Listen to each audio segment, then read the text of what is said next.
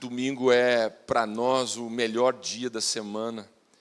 É o dia que a gente se reúne como igreja. É o dia que a gente vem adorar a Jesus juntos. Eu peço que você pegue sua Bíblia.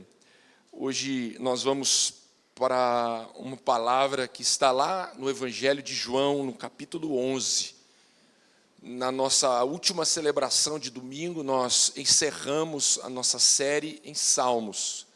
Foram 15 domingos onde nós estivemos mergulhados ali nos salmos de romagem, os cânticos de peregrinação. Hoje nós vamos para a mensagem, a palavra que está lá em João, capítulo 11, a partir do verso 20. Nós vamos para essa mensagem que nós chamamos de mensagem livre, porque ela não está inserida em nenhuma série propriamente dita, mas será uma mensagem pastoral que tenho certeza que vai nos recordar aqui algumas coisas preciosas da parte de Deus. A partir do versículo 20, esse texto conhecido nos diz assim: ouvindo então Marta que Jesus vinha, você pode repetir comigo, diga assim, Jesus está vindo. Isso, veja. Ouvindo então Marta que Jesus vinha, foi ao seu encontro, mas Maria ficou assentada em casa. Então disse Marta a Jesus: Senhor, se tu estivesses aqui, o meu irmão não teria morrido. Mas eu sei que agora mesmo tudo quanto pedires a Deus, Deus te concederá.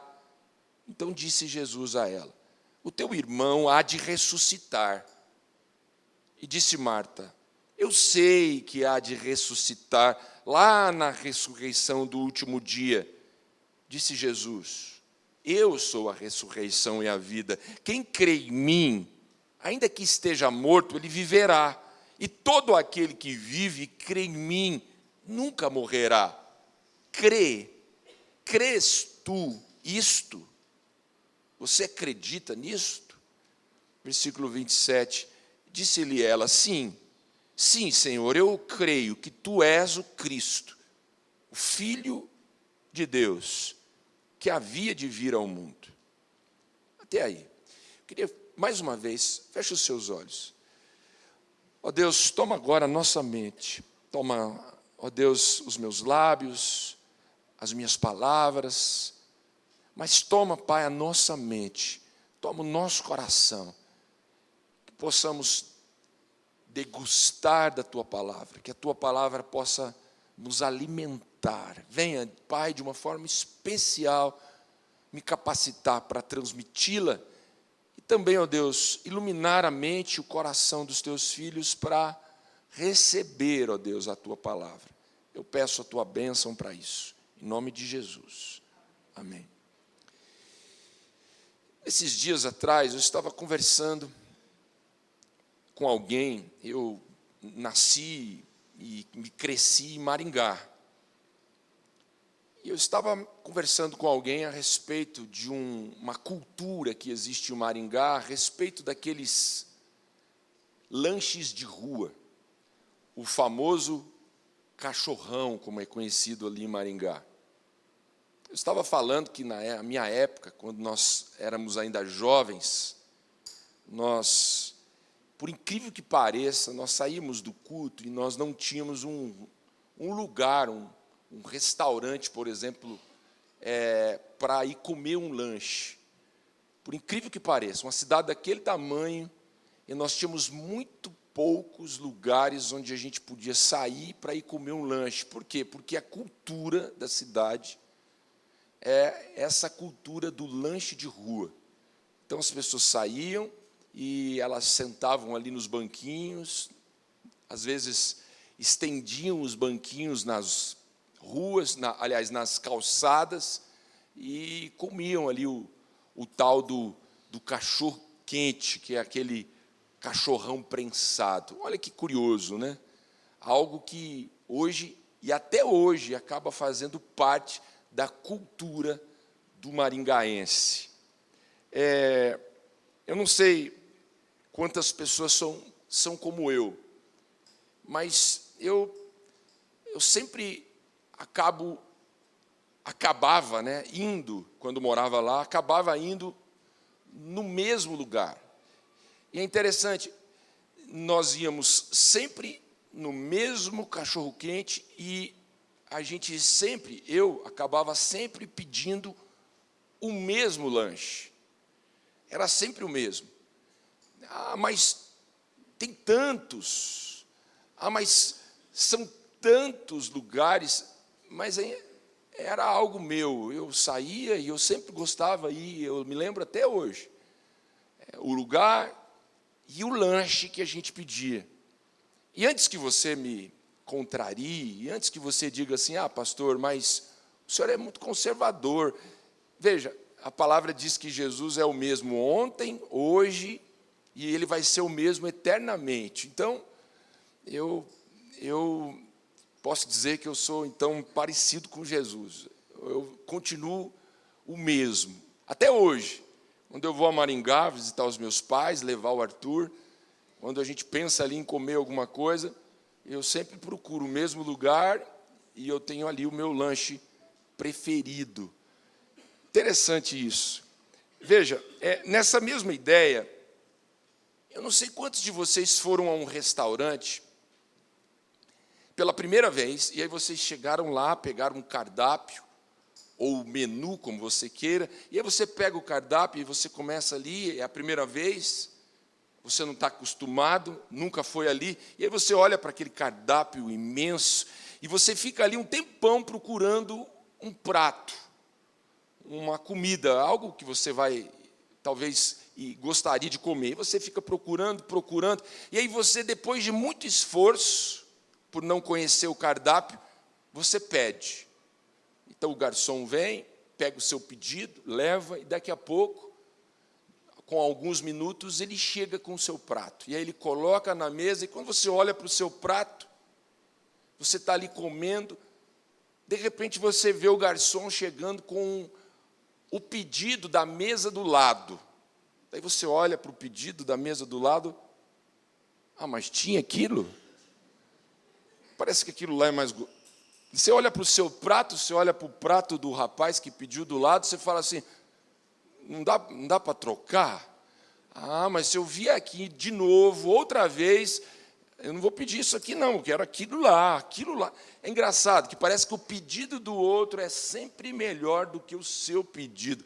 Você já errou assim, escolhendo? Você já teve essa experiência? Eu sou campeão em escolher a coisa errada, o prato errado, na primeira vez que eu vou no restaurante. Veja, a gente precisa aprender a ler o cardápio direito.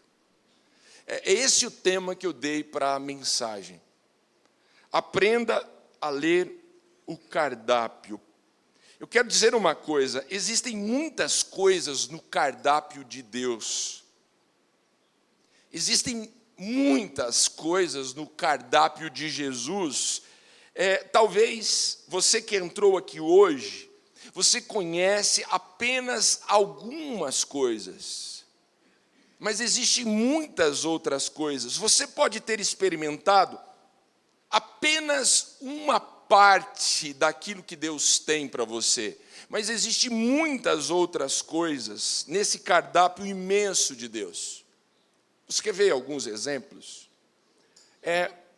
Deus vai nos levar para o céu. Quantos creem que Deus vai nos levar para o céu, que nós vamos morar no céu? Olha que coisa maravilhosa nesse cardápio. Nós vamos morar no céu. Sim, Ele vai fazer isso por nós, mas o que nós podemos esperar de Deus aqui na terra? A gente, por exemplo, sabe que Deus vai nos levar para o céu, e só isso já seria para a gente suficiente, mas na terra há muitas coisas que a gente pode esperar de Deus. E talvez você não sabe todas as coisas que você pode esperar de Deus aqui na terra. Você quer ver um outro exemplo nesse cardápio imenso de Deus? Deus está presente nas nossas celebrações dominicais? Quantos sentiram a presença de Deus hoje aqui? Enquanto nós cantávamos, eu senti muito a presença de Deus. Então veja, Deus está sempre presente conosco aqui dentro, no domingo da celebração. Mas é só isso? Lógico que não. Deus está presente aqui no domingo, mas Deus está presente lá na nossa segunda-feira, lá na terça, lá na quarta, lá na quinta. Na verdade, Deus está presente nas nossas vidas todos os dias da nossa vida. Deus está presente. Outro exemplo nesse cardápio de Deus. Veja, Deus é o nosso socorro. A gente sabe disso. Ele é o nosso socorro. Inclusive, o salmista diz que Ele é o nosso socorro bem presente na hora da angústia. Então, sim, quando nós estamos passando por um momento difícil, nós temos Deus para nos socorrer. Agora, veja, Deus não é apenas um bombeiro que a gente chama quando a nossa casa está pegando fogo. Deus é muito mais do que um socorrista, que está presente só quando a gente está passando por uma dificuldade. Por exemplo, você passa por uma doença, e aí você, então, doente, sente a necessidade de pedir para Deus socorro, e aí você vai orar, e você ora, e Deus ali acalma o teu coração. Deus, por exemplo, Ele é o socorro quando o seu casamento está em crise, quando a sua família está desajustada. Deus vem socorrer você quando você passa um aperto financeiro? Vem. Quando a sogra chega na sua casa, você pede socorro para Deus, Deus vem te socorrer? Vem também. Agora veja, Deus, Ele é o nosso socorro? Sim. Mas Ele é só o nosso socorro? Não, Ele é mais do que o nosso socorro. Ele é o nosso amigo. Deus é nosso amigo, Deus é nosso advogado. Veja, percebe como o cardápio de Deus é muito maior. Às vezes nós temos Deus apenas como o nosso bombeiro, o nosso socorrista. A gente lembra dele só quando a gente precisa. Mas espera, se ele é também o nosso amigo, ele precisa estar presente nas nossas festas, nos nossos momentos de alegria, de paz, de bonança. Então, Deus é muito mais do que um bombeiro que está pronto para nos socorrer. Ele é, veja, nosso amigo de todas as horas. Então, você pode ficar, quem sabe, limitado à visão de Deus que você conhece. Você pode ter experimentado apenas uma parte do cardápio de Deus, talvez porque você não conhece o restante do cardápio. Olha o que disse o apóstolo Paulo na sua carta aos Coríntios, no capítulo 2. Olha esse texto, capítulo 2, verso 9. Está escrito: olho nenhum viu, ouvido nenhum ouviu, mente nenhuma imaginou o que Deus preparou para aqueles que o amam. Então veja, os nossos olhos ainda não viram, os nossos ouvidos não ouviram, não passou na nossa mente o que Deus preparou para nós. Então veja, você pode ter uma visão limitada por não conseguir enxergar tudo aquilo que Deus preparou para você, ou tem preparado para você. Então escute isso. Você pode estar aqui hoje, nessa manhã, nesse dia, ou lá na sua casa, você que vai ouvir a mensagem que está sendo hoje gravada aqui, você pode estar com uma visão limitada sobre Deus. Uma visão limitada sobre Deus. Eu conheço pessoas que chegaram em uma festa de casamento, aquele buffet enorme, e que quando serviram ali as entradas, aquela mesa de frios, eu conheço pessoas que chegaram ali e que encheram a barriga com todos os quitutes da mesa de frios, que depois não sobrou espaço e nem apetite quando foi servido o prato ou os pratos principais. Às vezes, acontece exatamente isso com a gente. A gente conhece apenas as entradas daquilo que Deus nos oferece, mas os pratos principais a gente acaba, às vezes, deixando eles de lado por não conhecê-los. O que você conhece de Deus pode ser apenas os aperitivos, pode ser apenas as entradas. Há muito mais, com certeza, há muito mais de Deus para todos nós. Então, rapidamente hoje, eu quero dar a vocês, pelo menos, mais 3 pratos que Deus nos oferece. São só estes, pastores? Então, antes que você pergunte, se são apenas estes os pratos principais que Deus tem, eu já digo para você que não, tem muito mais do que isso. Mas na mensagem de hoje, eu chamaria de 3 pratos indispensáveis da parte de Deus para todos nós. Você não pode sair daqui sem, pelo menos, conhecer esses 3 pratos. O primeiro prato indispensável é o sangue. Veja, o sangue sela o nosso futuro. O sangue assegura o nosso futuro. É óbvio que eu não estou dizendo que você vai tomar aqui hoje um copo de sangue. Mas o sangue foi algo que Deus ofereceu para todos nós, ali na cruz. Quantos sabem que Jesus foi crucificado? Sim, ele foi crucificado. E veja, ele ofereceu o seu sangue para nós, por nós, para nos purificar de todo pecado. Os nossos pecados são purificados pelo sangue de Jesus. Eu quero ler com vocês Hebreus capítulo 9, verso 12. Olha o que diz esse texto. Nem pelo sangue de bodes e novilhos, mas por seu próprio sangue. Diga comigo, seu próprio sangue.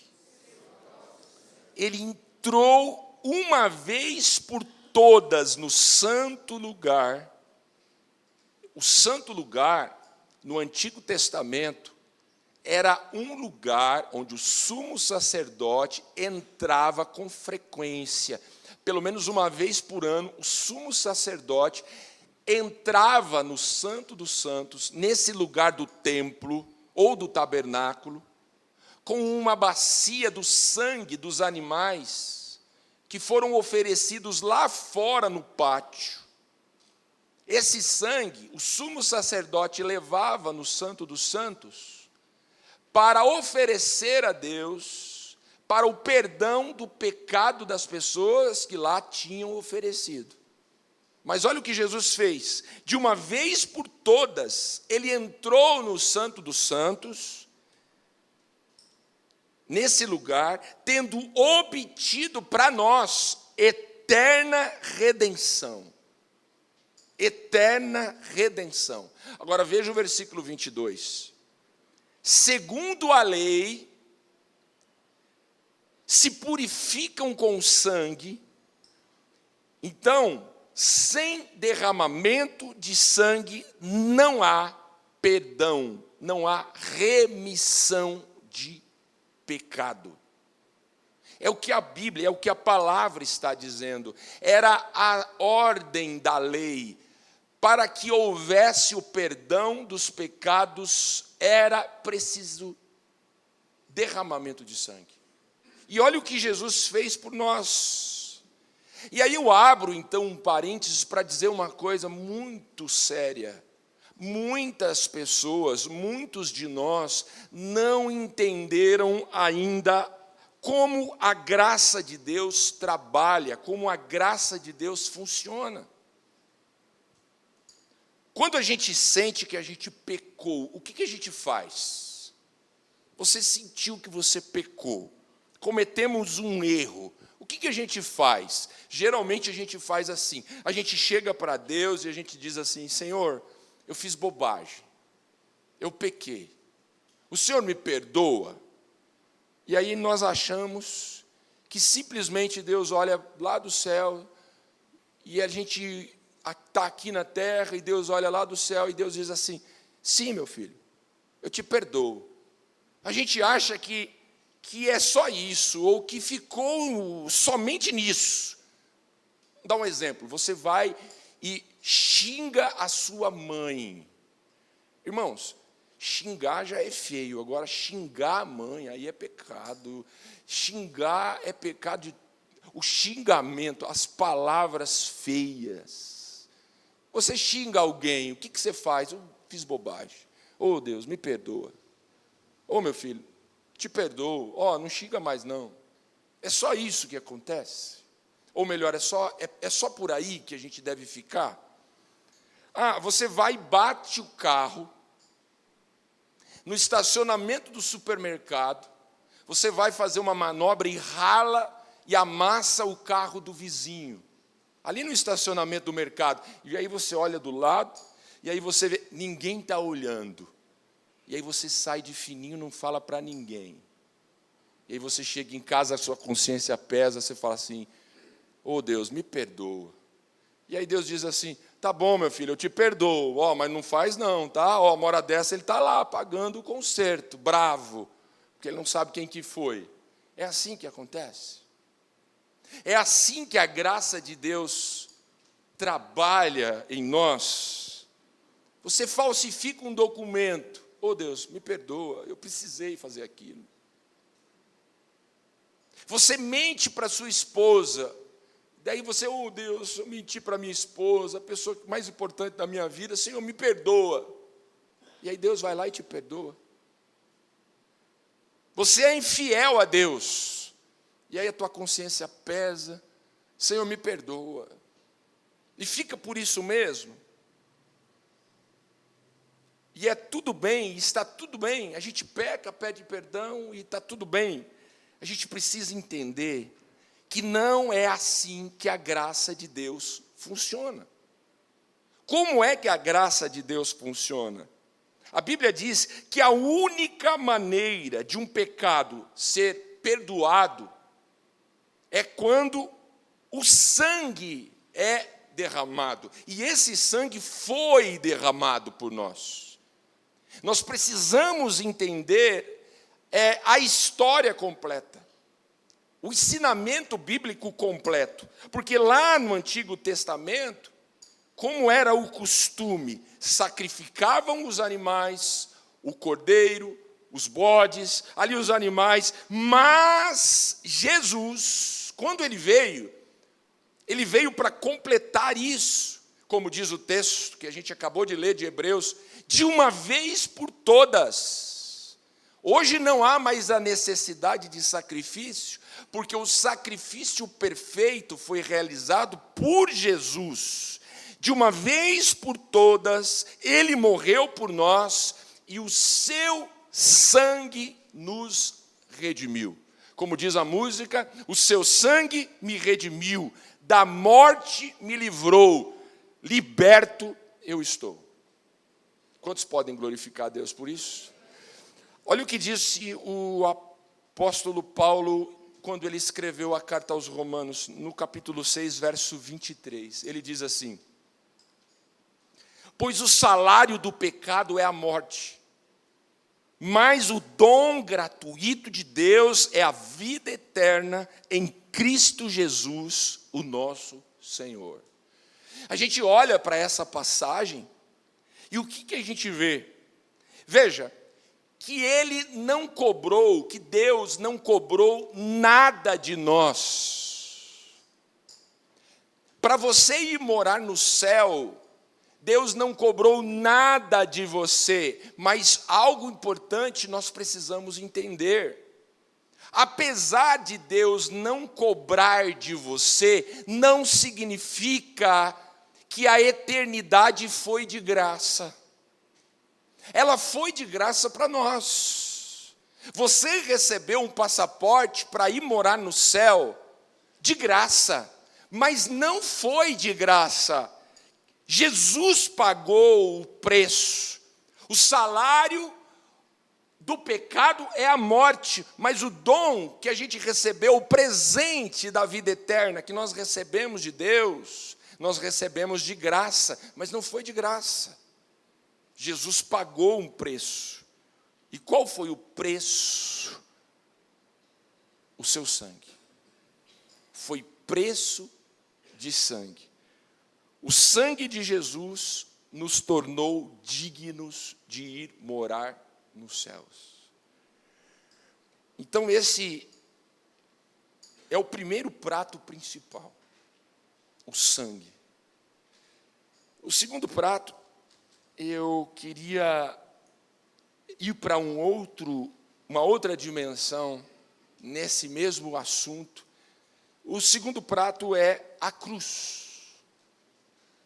Veja, o que a cruz faz, ou melhor, o que a cruz fez, ela anula o nosso passado. Se o sangue garante o nosso futuro, nós vamos para o céu, nós não vamos para o inferno. O salário do pecado é a morte, é a separação eterna de Deus. Mas, veja, se o sangue garante a minha ida para o céu, o meu futuro está garantido no céu, o que a cruz faz? Ou melhor, o que a cruz fez? Ela anula o nosso passado. O nosso passado. Quantos entendem que o nosso futuro está assegurado? Quantos entendem que nós vamos morar no céu? Nós vamos morar. O sangue não foi derramado em vão. Nós temos o perdão dos pecados. Nós vamos. É o presente de Deus para nós, a vida eterna. Acabamos de ler.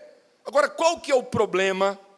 O problema não é o nosso futuro que está assegurado. O problema é que os demônios do nosso passado continuam querendo nos puxar de volta para a escravidão. Esse é o problema. Eu não sei quantos de vocês viram esse filme. Eu trouxe a capa dele aqui, Chamas de Vingança.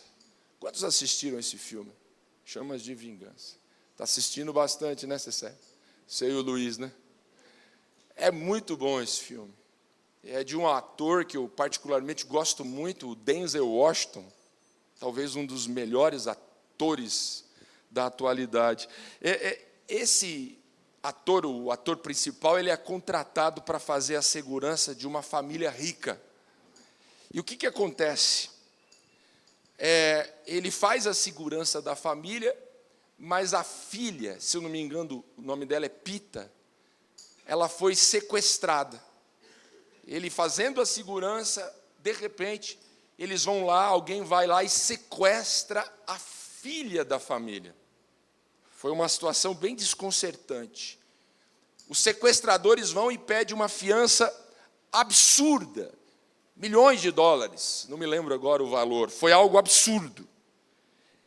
Antes de encontrar, veja, eles descobrem que o pai da menina estava envolvido no sequestro. O pai acabou burlando ou montando um esquema com os sequestradores, para os sequestradores sequestrarem a filha, a própria filha, porque assim ele conseguiria levantar um dinheiro para pagar uma dívida, que para ele era uma dívida absurda. Veja, o próprio pai acabou montando essa ideia, esse plano absurdo, para os sequestradores sequestrarem a própria filha. Não era para contar? Desculpa. Mas também está há mais de 20 anos esse filme ali. Você não assistiu até agora você vai ter que assistir com spoiler. Não assistiu porque não quis. Veja, sabe qual é o problema do filme? E agora, já que eu contei, eu vou terminar. Os sequestradores, quando recebem a fiança, no lugar de passar para o pai o dinheiro, para ficar com o dinheiro, eles não entregam a menina. Então, o pai foi dar uma desperta, contratou os sequestradores. Os sequestradores cresceram o olho em cima do dinheiro e aí não devolveram a menina. Ou seja, ficaram com a menina ilegalmente. Diga comigo, ilegalmente. Por que eu estou dizendo isso e por que eu me lembrei desse filme? Porque você pode estar preso a alguma coisa do seu passado ilegalmente. A fiança já foi paga. Alguém já pagou pela sua liberdade e você está preso ao passado ilegalmente. Talvez um vício de pornografia pode estar prendendo você ilegalmente.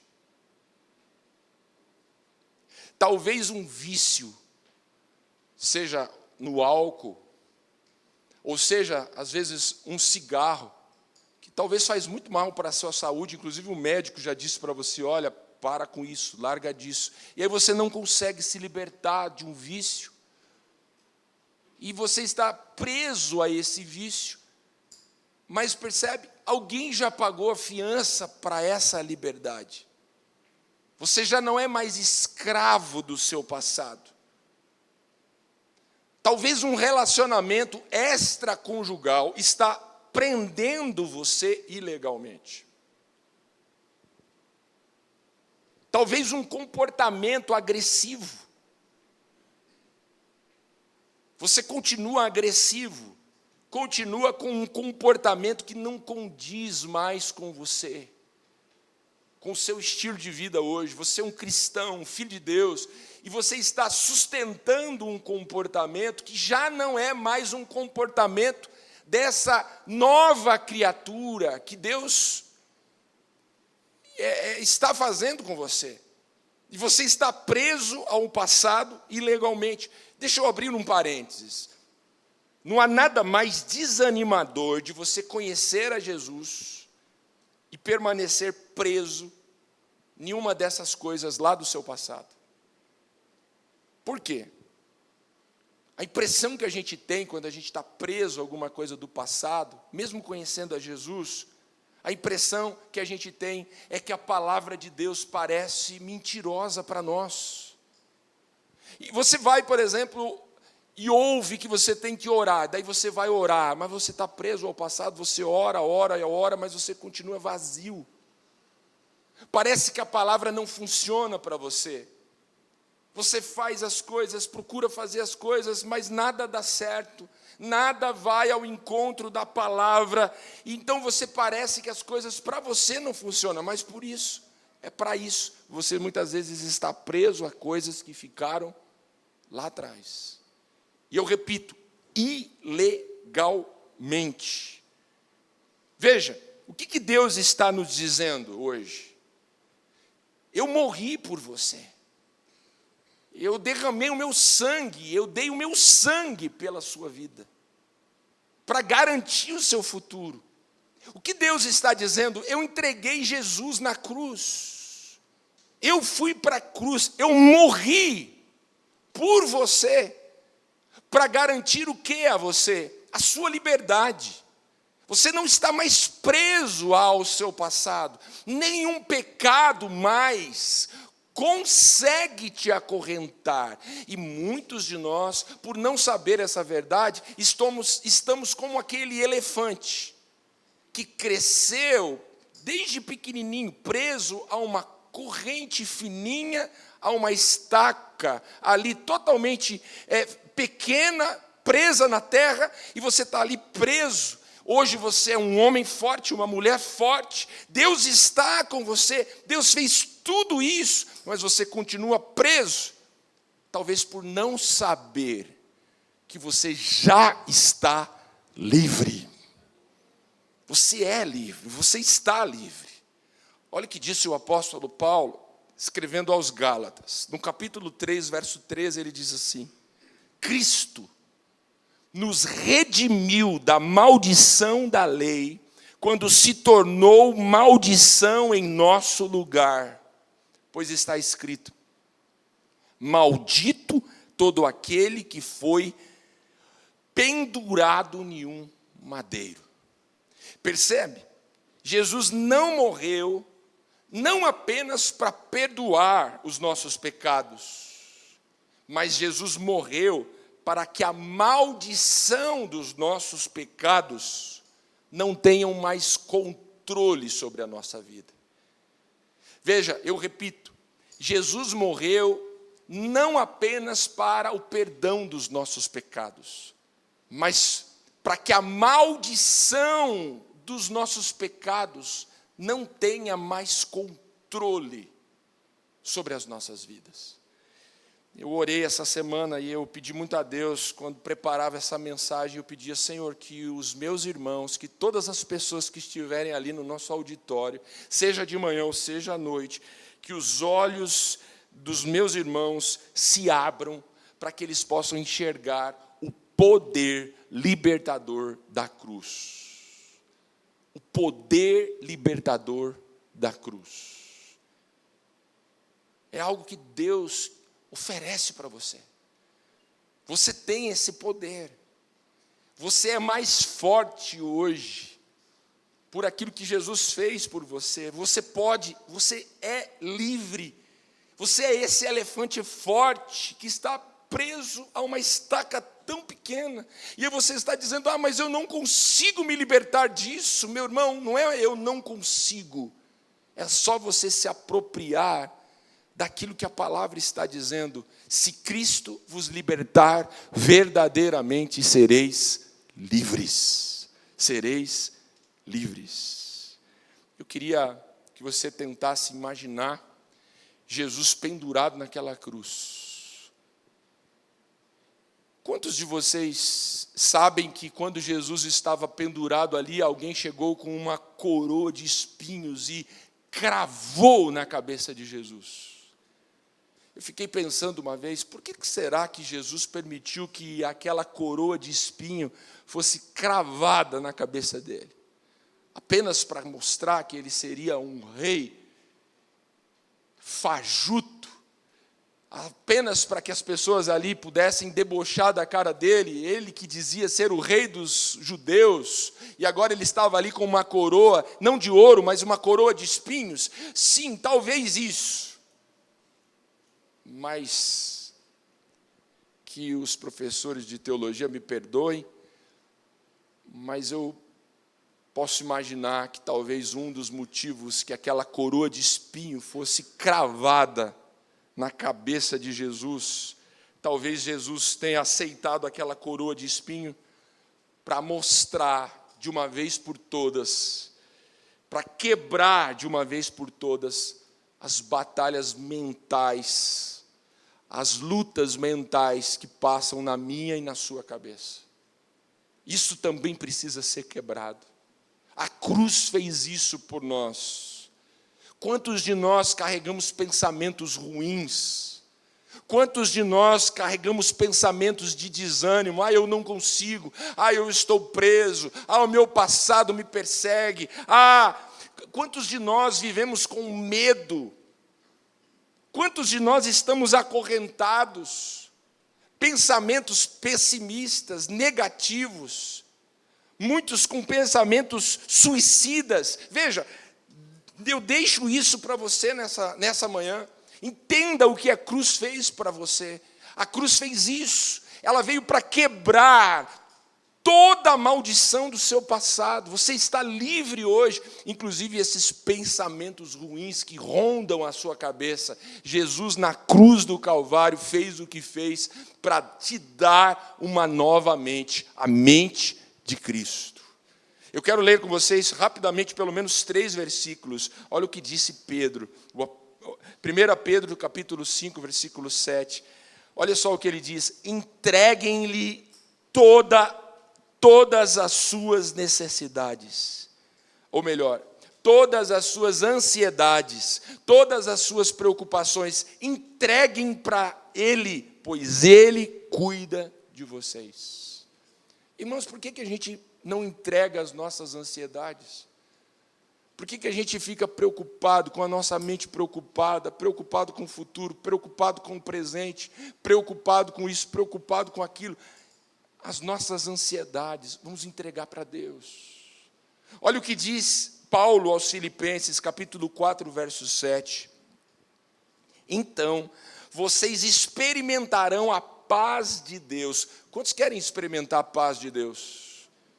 A cruz nos oferece isso, a paz de Deus. Que paz é essa? A paz que excede todo o entendimento e que guardará o seu coração e a sua mente em Cristo Jesus. A paz que o mundo não conhece. Da onde você tem essa paz? Como é que você tem paz no meio da tormenta? Eu tenho paz no meio da tormenta porque Cristo na cruz me libertou. Cristo morreu por mim, fez o que Ele fez por mim. Hoje essa paz guarda a minha mente e guarda o meu coração em Cristo Jesus. 1 Coríntios capítulo 2, verso 16. Olha o que o apóstolo diz. Nós temos a mente de Cristo. A nossa mente preocupada, ansiosa, medrosa, carregada de pensamentos ruins, percebe isso? Essa mente foi quebrada, foi perfurada, foi transformada quando Jesus foi para a cruz e morreu por nós. Ele quebrou a maldição dos nossos pecados. Meu irmão, coloque uma coisa na sua mente. Você não é a sua falha. Você não é o seu pecado. A sua identidade, o seu nome não está vinculado ao seu passado. Você é livre. Deus te fez uma nova criatura. Já não somos mais nós que vivemos, mas hoje é Cristo que vive por nós e em nós. Cristo vive em nós. Então, de uma vez por todas, seja livre. Tenha uma mente livre, a mente de Cristo. De uma vez por todas, entenda, compreenda que nesse cardápio de Deus, ali na cruz, oferecendo a cruz, indo para a cruz, Ele te deu a força, o poder para você arrancar essas estacas, os pecados que ainda te aprisionam. Você é muito mais forte. Veja, não porque você é forte, mas porque você pode todas as coisas, porque o Senhor te fortalece. Ele te faz forte. Então você está livre, porque Cristo te libertou. Então seja livre. Eu queria agora caminhar com vocês para o último momento, que é o terceiro prato. E aqui a gente pode dizer que é uma sobremesa. Quem gosta de sobremesa? É o jardim.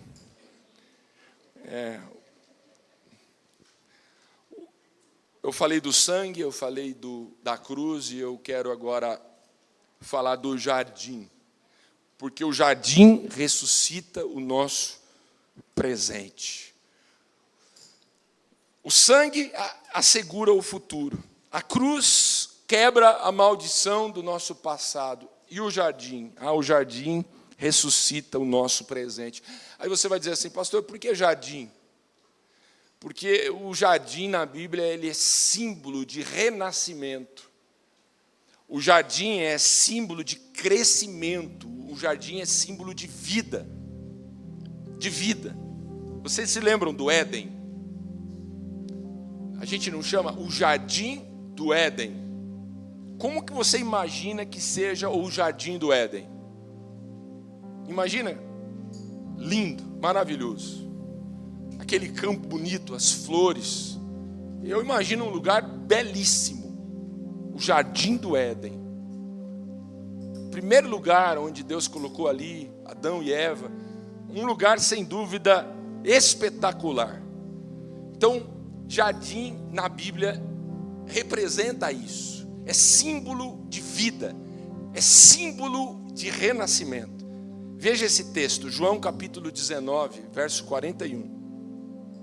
No lugar onde Jesus foi crucificado, havia o quê? Um jardim. E no jardim, um sepulcro novo, no qual ninguém jamais havia sido colocado.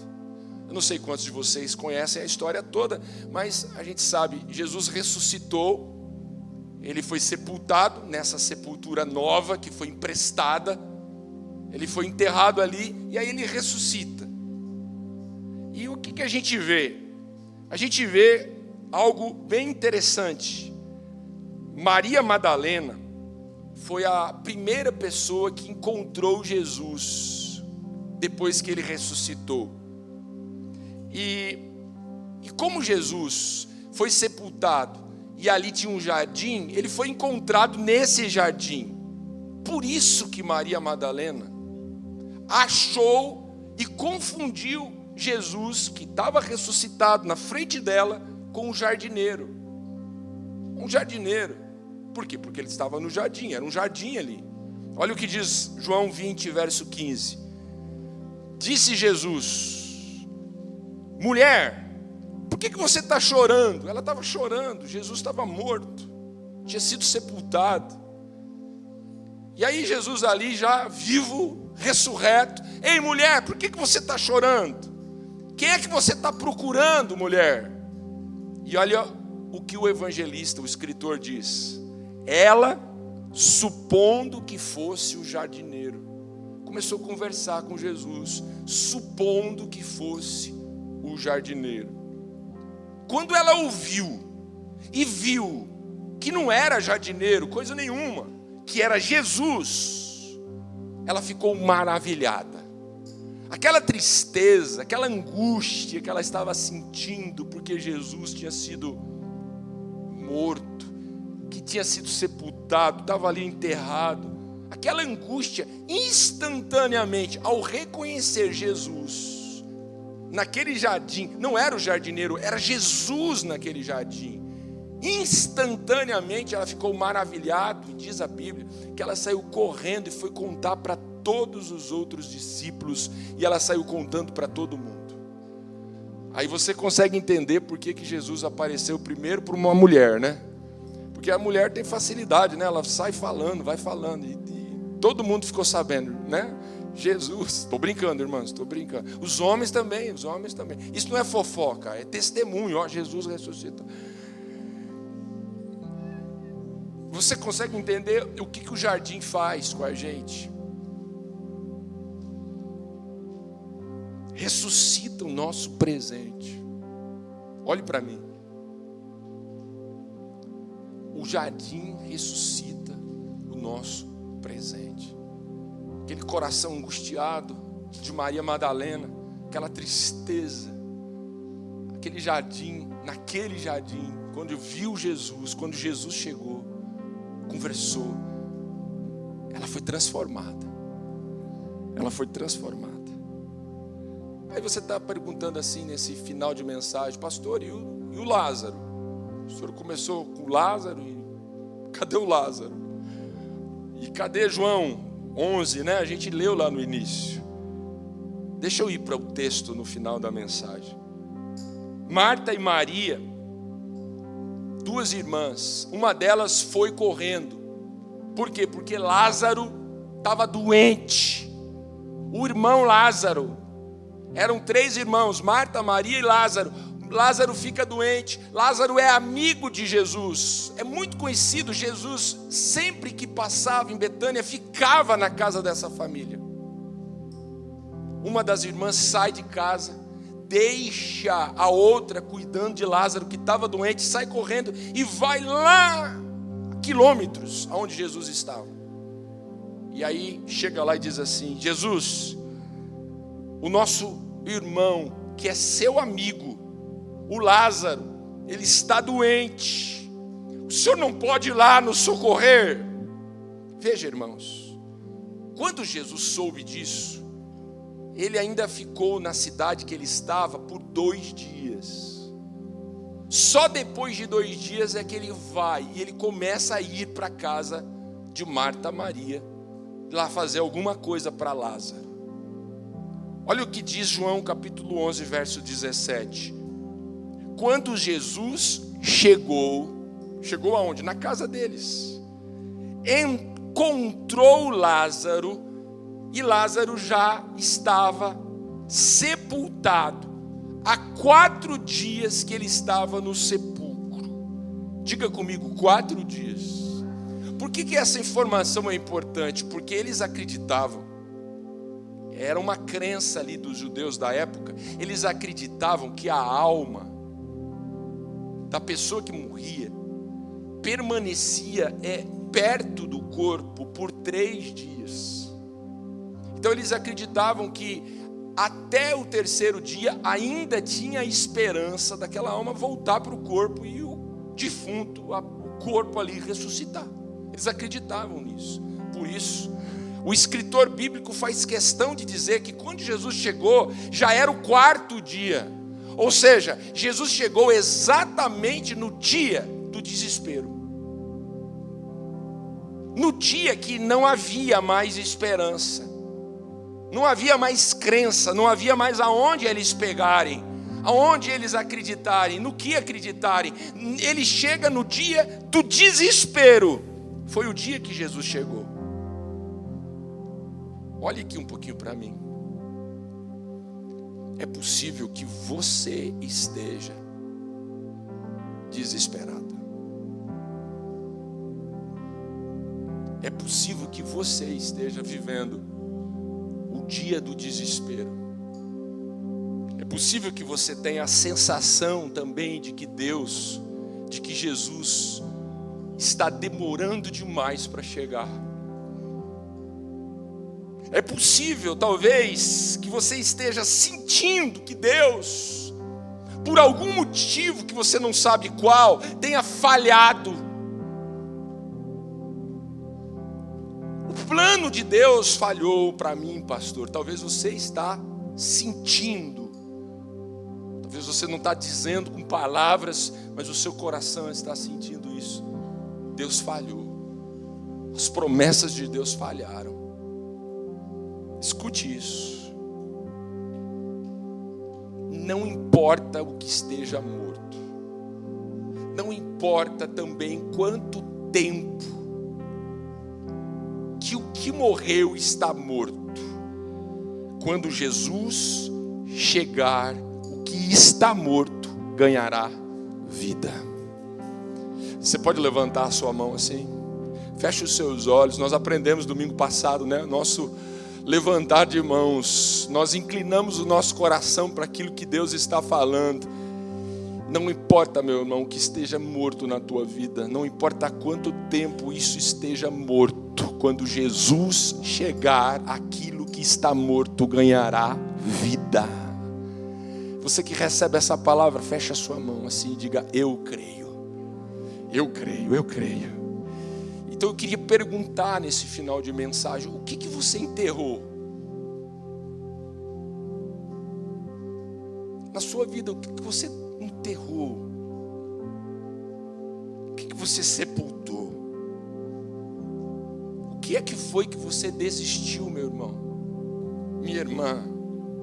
Você desistiu do quê? Onde foi que você enterrou os seus sonhos? Talvez você teve um dia o sonho de engravidar. Talvez você teve um sonho um dia de ter um filho. E alguma coisa deu errado. Alguma coisa não aconteceu da forma como você quis. E aí você foi e enterrou esse sonho. Talvez você teve um sonho de um dia se relacionar com alguém. E alguma coisa deu errado. E você, veja, enterrou esse sonho. O que foi que você enterrou? Você enterrou o seu sonho. Deus está dizendo isso para você. Onde é que foi que você enterrou o seu sonho? Se você enterrou o seu sonho, não tenha dúvida, Deus está hoje dando para você com essa palavra a pá. Onde foi que você enterrou? Então pegue uma pá, a palavra, e vamos hoje em busca de ressuscitar os nossos sonhos. Porque quando Jesus chega, Ele chega para transformar, para ressuscitar, para renovar, para fazer florescer novamente o nosso presente. Ah, pastor, mas é uma enfermidade. Os médicos disseram, pastor, que não tem o que fazer. Veja esse texto de Romanos capítulo 8, verso 11. Paulo diz assim: e se o Espírito daquele que ressuscitou Jesus dentre os mortos habita em vocês, aquele que ressuscitou a Cristo dentre os mortos também dará vida aos seus corpos mortais por meio do seu Espírito que habita em vocês. O que esse texto está nos dizendo? Que aquele que foi chamado para socorrer aquela família, que aquele que chegou depois de 4 dias que Lázaro foi sepultado, que aquele, o mesmo que ressuscitou Lázaro dentre os mortos, a mesma pessoa, Jesus, o Espírito de Deus que estava em Jesus, o Espírito daquele que ressuscitou Jesus dentre os mortos, habita em você, habita em mim, habita em nós. O mesmo Espírito, o mesmo poder que ressuscitou Cristo, que ressuscitou Lázaro, habita em nós, habita em você. É aquele que dá vida a tudo aquilo que está morto. E a minha conclusão, eu queria ler com vocês Efésios capítulo 1, verso 19. Paulo diz assim: eu oro, veja a oração do apóstolo, eu oro também para que conheçam, não só a primeira parte do cardápio, Jesus vai levar para o céu, Jesus é o meu socorro, Jesus salva isso, me tira daqui, me tira dali. Não, eu oro para que vocês conheçam o cardápio inteiro. E no cardápio inteiro, olha só o que tem. Eu oro também para que conheçam a incomparável grandeza do seu poder. Você pode repetir comigo? Diga: incomparável grandeza do seu poder. Só vocês digam: Ou seja, não há uma grandeza, não há um poder tão grande quanto a grandeza do poder de Deus para conosco. Para conosco os que cremos. Os que cremos. Pastor, como é que eu faço para receber essa palavra? Como é que eu faço para tomar posse dessa palavra, desse poder que ressuscita, pastor? Como é que eu faço? Eu quero isso para a minha vida. Primeiro lugar, creia. Primeiro lugar, creia. Pastor, o que é que significa crer? Crer é você considerar a palavra um fato. Diga comigo, um fato. A palavra de Deus é um fato. Diga, um fato. Então, ou seja, se é um fato, ela precisa estar acima dos nossos sentimentos. Acima dos nossos sentimentos. Pastor, eu sinto que está morto. Tudo bem, é o seu sentimento. Mas a palavra tem que estar acima do que você está sentindo. Você sente que está morto, mas Deus diz que está vivo, que pode ganhar vida de novo. Então, pastor, eu acredito no quê? No meu sentimento ou na palavra? Eu fico com a palavra. Se Deus disse, então eu fico com aquilo que Deus disse. Pastor, eu sinto que está perdido, mas Deus disse que pode ser encontrado. Então eu vou ficar com o quê? Eu vou acreditar, pastor, que vai ser encontrado. Pastor, eu sinto. Meu irmão, não é o que a gente sente. A gente não vive do que sente.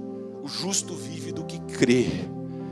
E a gente crê na palavra. E a palavra para nós é um fato.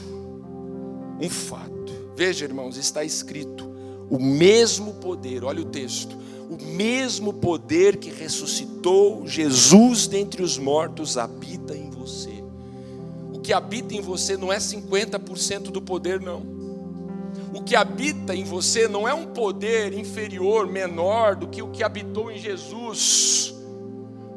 Não é um poderzinho, não é parte do poder, não é um poder com outro nome. O texto está dizendo: o que habita em vocês é o mesmo Espírito que ressuscitou Jesus, é o mesmo poder.